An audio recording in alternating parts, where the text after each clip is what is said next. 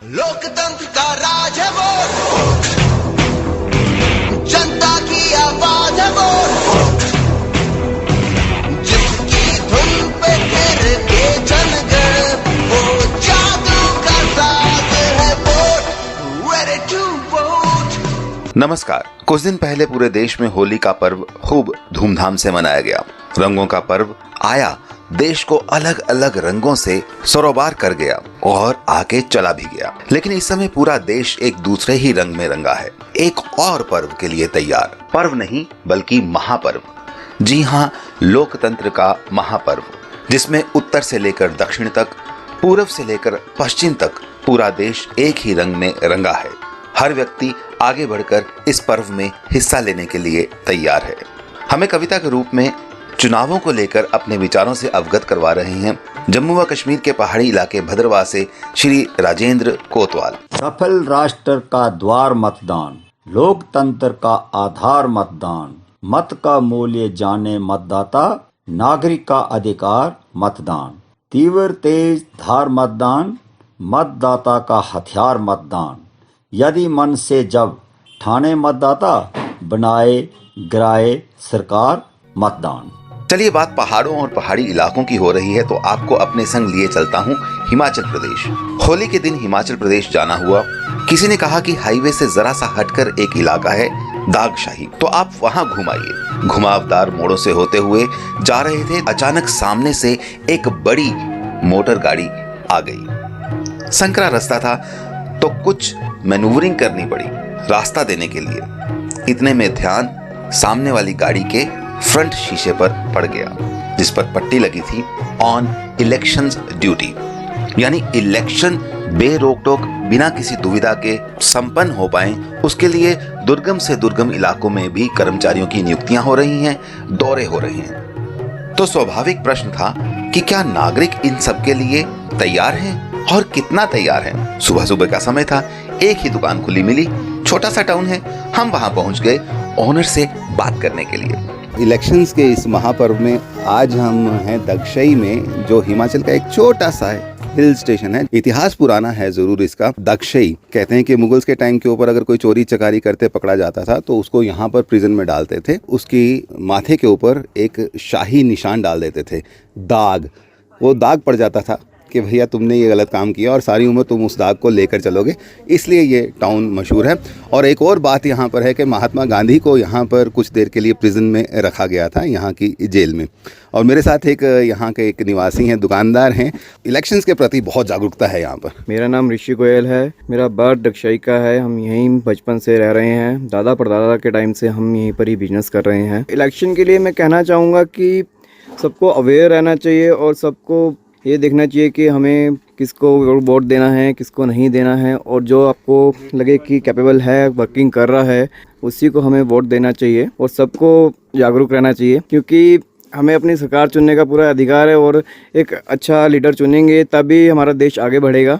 तो यहाँ पर कुल मिलाकर लोगों में मतदान के प्रति रुचि कैसी रहती है? लोगों में मतदान के प्रति रुचि बड़ी अच्छी, काफ़ी एक्साइटेड रहते हैं। लोग इकट्ठे होते हैं और वोट के लिए जाते हैं और अपना लीडर सेलेक्ट करते हैं। 100% मतदान होता है और लोग अवेयर रहते हैं यहाँ पे। शहरी कुछ इलाकों में बहुत सारे लोग हैं कि वो शहर छोड़ के यहाँ आ जाते हैं कि अब वोट क्या करना है, छुट्टी है एक, चलो दक्षई होके आ जाते हैं या कहीं और हिमाचल के इलाके में घूम लेते हैं। उनको क्या कहना चाहेंगे आप? मैं यही कहना चाहूँगा कि देखो, इलेक्शन कोई हर रोज तो आती नहीं है छुट्टी, तो आपका वीकेंड तो आपका महीने में 4 वीकेंड तो आने ही आने हैं। अगर आपको अपना लीडर चुनने का मौका मिल रहा है और आप चाहते हो कि अच्छा लीडर चुने जिससे आपको भी, आपका देश भी आगे बढ़े, यही कहना चाहूँगा कि आपको अगर वीकेंड पे इलेक्शन है और वीकेंड मनाने के बजाय आपको वोटिंग देने जाना चाहिए।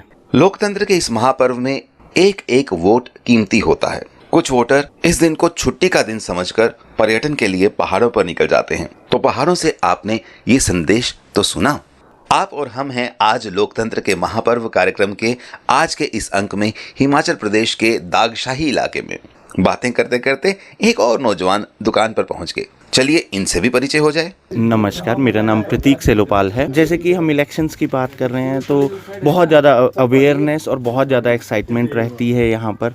महापर्व बोल रहे हैं हम इसे, तो आज इस होली के पर्व पर इसकी बात कर रहे हैं तो मुझे बहुत अच्छा लग रहा है। छोटी सी जगह है ये और इसके बावजूद यहाँ पर बहुत ज़्यादा अवेयरनेस है, बहुत ज़्यादा एक्साइटमेंट रहती है। यहाँ पर जो इलेक्शन अनाउंस हुए हिमाचल प्रदेश में वो 1 जून को हुए हैं, लेकिन अभी से वो तैयारियाँ शुरू हो चुकी हैं, इंतज़ाम है वो शुरू हो चुके हैं। इवन मैं खुद एक इलेक्शन ड्यूटी दे रहा हूँ। हमें बड़ा अच्छा लग रहा है कि हाँ, हम इसका एक पार्ट भी हैं। एज अ सिटीज़न भी बहुत अच्छा लग रहा है और as a part of election वो भी बहुत अच्छा लग रहा है। बहुत छोटी जगह है लेकिन अवेयरनेस बहुत ज़्यादा, लिटरेसी रेट हमारा यहाँ का बहुत ज़्यादा अच्छा है। जो हमारे पोलिंग बूथ हैं वो वैसे तो यहाँ सेंट्रली लोकेटेड है, 4-5 किलोमीटर से यहाँ पर लोग आते हैं वोटिंग के लिए। ऐसी कोई दिक्कत नहीं आती है कि हाँ लोगों को ये लगता है कि इतनी दूर से आना है। लोग बड़े एक्साइटेड होकर, इवन इस बार जो 85 अबव हैं उनके लिए तो होम टू होम फैसिलिटी दी गई है कि वो वहाँ जाकर वोट करें। वो लोग भी खुद बोलते हैं कि हाँ, अगर हम आने लायक हैं तो हम बूथ पर ही आकर वोट करेंगे। मतलब उन्हें इतना भी नहीं है कि हाँ हमारे पास आओ। कई ऐसे वोटर्स हैं जो 85 अबव हैं, श्री गुरदयाल संधू जी हैं, कुछ और हैं, तो वो हमेशा, मतलब हम जब से छोटे थे तब से देख रहे हैं वो लोग अवेयरनेस के लिए और यहाँ सबको इलेक्शंस के बारे में समझाने के लिए लोग एक दूसरे को सुपर एक्साइटेड रहते हैं हमेशा ही। यंग वोटर्स, उनमें कैसी एक्साइटमेंट है, उनमें जोश कैसा है? फर्स्ट टाइम वोटर्स होंगे बहुत सारे। फर्स्ट टाइम वोटर्स हैं, हाँ जी, यहाँ पर कई हैं फर्स्ट टाइम वोटर्स। उन लोगों के लिए भी मतलब ये बहुत एक्साइटमेंट वाली चीज़ रहती है कि हम फर्स्ट टाइम वोट डालने जा रहे हैं, अब हम भी इस चीज़ का हिस्सा होंगे। कई बार ऐसा होता है कि वो किसी का रह गया कि अभी मेरा वोटर कार्ड नहीं आया है या अभी मेरा फॉर्म फिल नहीं हुआ, तो वो खुद इनिशिएटिव लेकर वहाँ पर जा रहे हैं कि हाँ जी हमारा वोटर कार्ड बना दीजिए, हमने तो वोट डालनी है। इलेक्शंस का हिमाचल में वोटिंग परसेंटेज बहुत अच्छी रही है हमेशा। 400 to 500 के लिए एक बूथ बना हुआ है जिसमें काफ़ी एरिया कवर हो जाता है।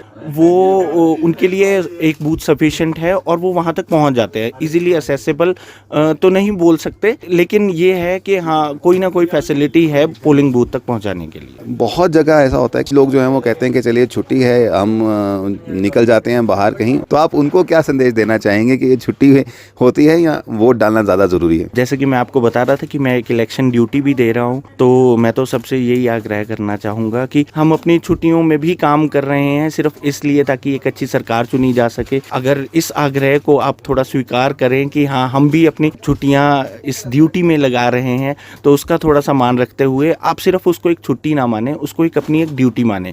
क्योंकि हम राइट्स के लिए हमेशा बोलते हैं लेकिन हम अपनी ड्यूटीज़ कई बार भूल जाते हैं। तो उस ड्यूटी को समझते हुए अपना वोट कास्ट करने के बाद आप जहाँ घूमना चाहें आप घूम सकते हैं। और अब एक ऐसे वोटर की कहानी से रूबरू करवाते हैं जो कई वोटर्स के लिए प्रेरणा का स्रोत बन गए। इस सच्ची घटना के नायक हैं भारत के एक बहादुर नागरिक एडवर्ड मूर्ति। जानते हैं, जब उन्होंने 24 अप्रैल 2014 को मलाड मुंबई के एक पोलिंग बूथ पर वोट डाला तो चुनाव अधिकारी ने उनके हाथ की उंगली पर नहीं, पांव के अंगूठे पर स्याही से निशान लगाया। असल में मूर्ति कुछ समय पहले एक रेल दुर्घटना में अपने दोनों बाजू गवा बैठे थे। हालांकि उनकी पत्नी पोलिंग बूथ तक उनके साथ आई थीं, लेकिन इस स्वावलंबी पुरुष ने बिना उनकी सहायता के अपने बाजू के अवशेष से ईवीएम का बटन दबाकर एक मतदाता के रूप में अपना कर्तव्य पूरा किया। मूर्ति का कहना है कि बूथ में सभी चुनाव कर्मियों का व्यवहार सहयोगपूर्ण था और जब वो पांव के अंगूठे पर स्याही लगवा रहे थे तो सभी की आंखों में उनके लिए प्रशंसा का भाव था।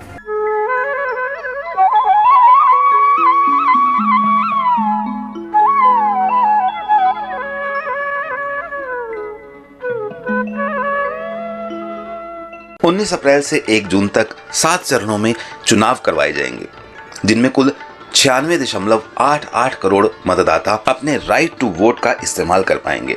समय के इस पृष्ठ पर अपना नाम दर्ज करवाने को, अपनी उंगली पर उस निशान को लगवाकर देश के भविष्य के लिए तैयार हैं।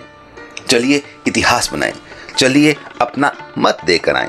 लोकतंत्र के महापर्व कार्यक्रम के आज के अंक से मैं नीतीश अरोड़ा आपसे विदा लेता हूं। नमस्कार। लोकतंत्र का